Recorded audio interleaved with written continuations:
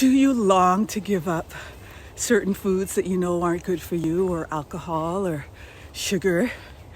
But it just tastes so good. The temptation is just too strong. It's Kathy here with Weight Loss God's Way. And today I want to talk to you about winning the battle for your taste buds.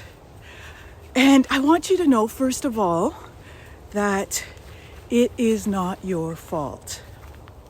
It is not your fault that your body craves sugar and craves the foods that it craves.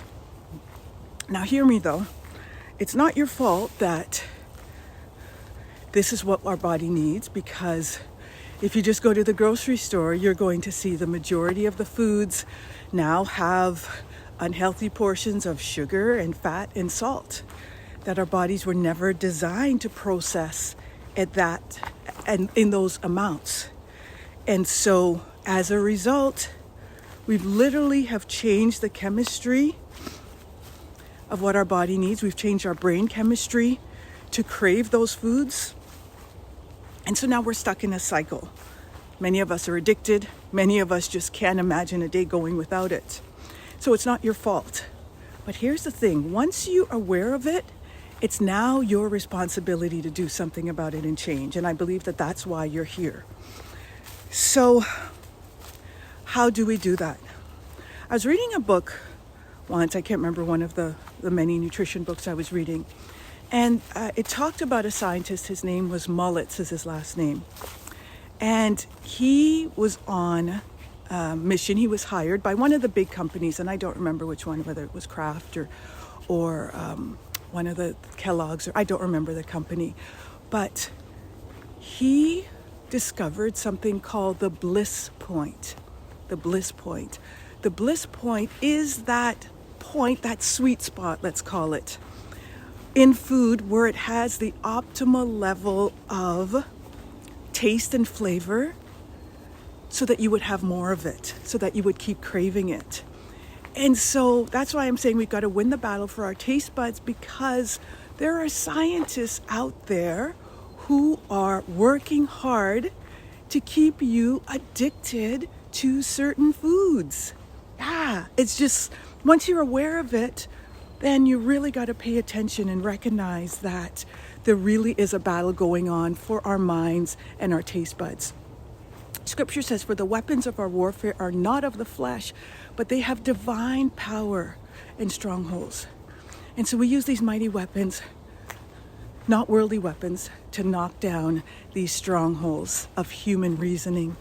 And they really are reasonings, good morning puppies, to eradicate these strongholds that the world has put up.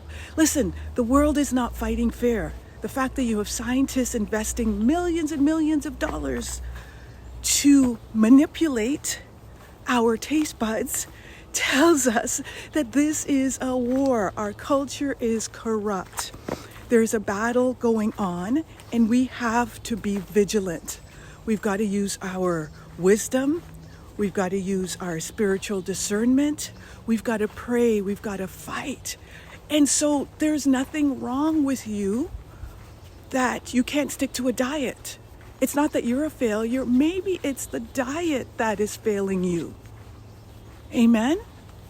There is nothing wrong with you. I want to keep getting that across, because many of us have I've been dieting for all of my life, and I don't know why I can't stick to a diet. Again, you're fighting a losing battle if you're just going in trying to willpower it and white knuckle it.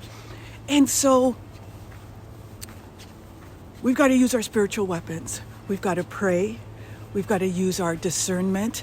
We've got to spend time in God's word and ask God to give us the wisdom, give us his strategies, because they got their strategies. What are your strategies that's going to help you to overcome these addictions, these cravings, these strongholds that you have? First step is pray. First step is go to God and ask and admit your inability to do it on your own. That's the first step, because then he'll come in and as you spend time with him, he's going to show you and tell you the things that you need to do. In Weight Loss God's Way, we've spent many years testing different approaches to help us eat healthier, to release weight. So if you want support in this, go ahead, look at all the links below and find us and join the community. Get on the newsletter list. But we'd love to have you in the community. We'd love to show you ways that we are winning the battle for our taste buds and our minds. If you resonate, again, go ahead and hit subscribe.